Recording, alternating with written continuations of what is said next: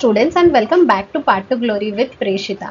आज आपण एकदम इम्पॉर्टंट टॉपिक शिकणार आहोत, ती आहे रिपोर्ट रायटिंग. रिपोर्ट रायटिंग ही 5 मार्क्ससाठी येते आपल्या एक्झाममध्ये आणि हा व्हिडिओ बघून तुम्हाला हे आउट ऑफ मार्क्स कसे मिळवायचे हे तुम्ही आरामात शिकाल. So let's start with report writing.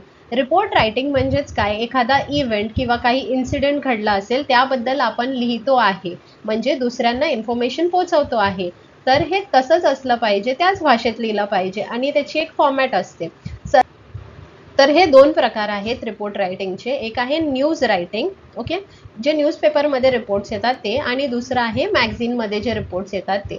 तर दोन्हीचे फॉर्मॅट सेम आहेत आणि आपण डिटेलमध्ये शिकणार आहोत की काय स्टेप्स फॉलो केले पाहिजे, काय टिप्स असले पाहिजे ज्याच्याने तुम्ही आउट ऑफ स्कोर करू शकता. So first will start. सर्वात आधी समजून घ्या, अ रिपोर्ट काय आहे. A report is a factual description or summary of an event issued or a problem. ठीक आहे, तर हे आपल्याला हे डिस्क्राईब करायचं आहे.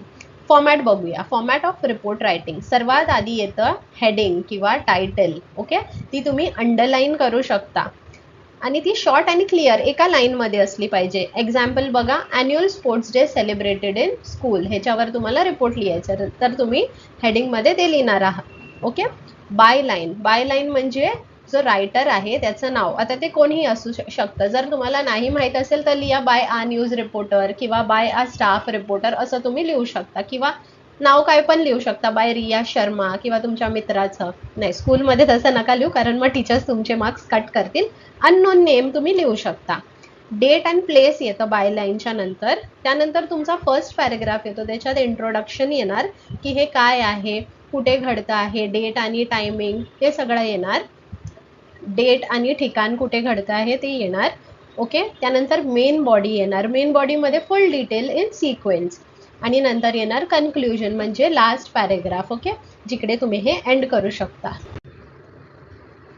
सो काही टिप्स आहे जे तुम्हाला माहिती असले पाहिजे एखादा रिपोर्ट लिहिताना. नेहमी रिपोर्ट हा पास्ट टेन्समध्ये लिहिला जातो. पास्ट टेन्स म्हणजे ही घडलेली गोष्ट आहे. ओके, त्यामुळे हे पास्टमध्ये येतं. राईट इन थर्ड पर्सन व्हायचं, म्हणजे 2 जणांमध्ये ते घडलं आणि आपण बघणारे आहोत आणि आपण हा रिपोर्ट लिहित आहोत. ओके. कीप लँग्वेज फॉर्मल, एकदम फॉर्मल लँग्वेजमध्ये लिहायचं आहे. अवॉइड पर्सनल ओपिनियन्स, तर काही पर्सनल ओपिनियन नाही द्यायचा. Okay. Be clear and to the point, इकडचं तिकडचं लिहायचं नाही. Essential for a good report. आता गुड रिपोर्ट कसा होईल? Keep report short and brief. छोटंसंच लिहा, पण एकदम क्रिस्प असलं पाहिजे, म्हणजे तुमचा वेळ सुद्धा वाचेल आणि समोरच्याला सुद्धा बोर होणार नाही. Keep all relevant facts and report updated and ready to coat.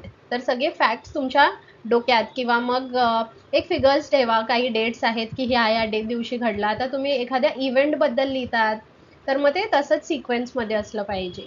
Sentence should be short and to the point but grammatically correct, तर ग्रॅमर मिस्टेक्स अवॉइड करा. Keep quotations, witty sayings and proverbs handy. तर जेव्हा तुम्ही एखादा report लिहितात, तुम्हाला जर माहिती असेल ते कोटेशन किंवा काहीतरी सेइंग, जी म्हण आहे जुन्या लोकांची, ते तुम्ही लिहिणार असाल तर ते बरोबर लिहा, काहीतरी फेकंफा करू नका. Okay. If possible give experience from real life.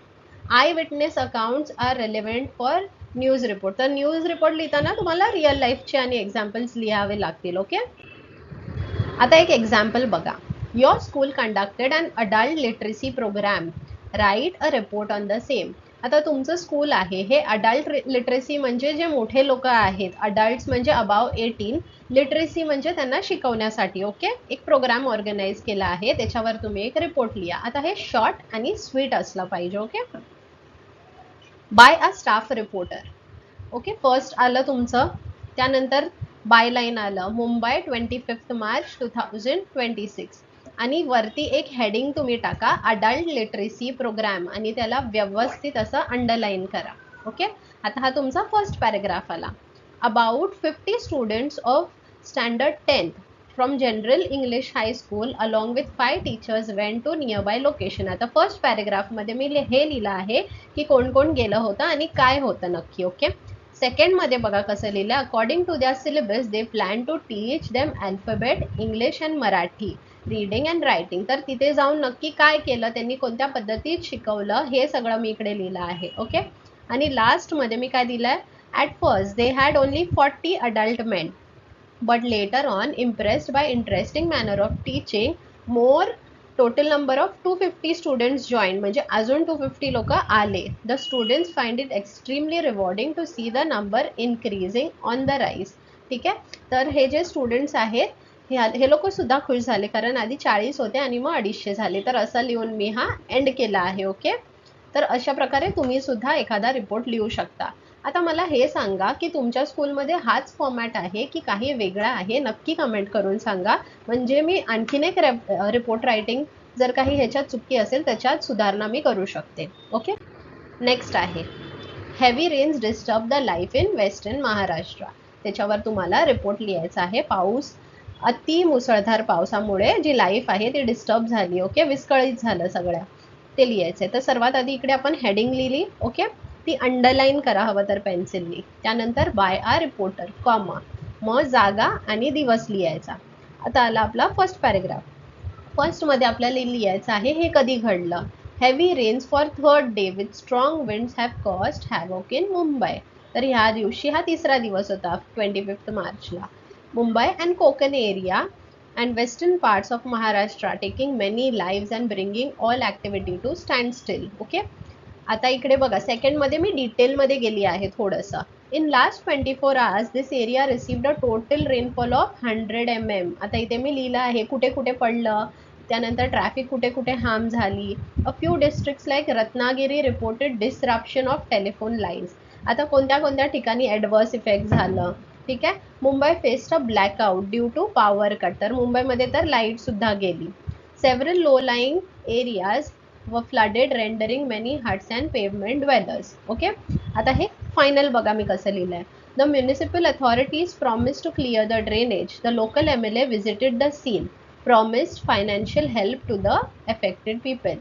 The forecast for tomorrow indicates that the rain would be mild. Okay, light rain. मग अशा प्रकारे मी हा एंड केला आहे. आता तुम्ही मला सांगा की हा रिपोर्ट तुम्हाला सुद्धा काही उपयोगाचा पडला काय. हा जो व्हिडिओ आहे मी तुमच्यापर्यंत पोहोचवते आहे, तर मला नक्की कमेंट करून सांगा की तुम्हाला ह्याची काही मदत झाली काय तुमच्या एक्झाममध्ये. आणि अशाच व्हिडिओसाठी चॅनलला नक्की सबस्क्राईब करा. तर all the best for your exam and take care.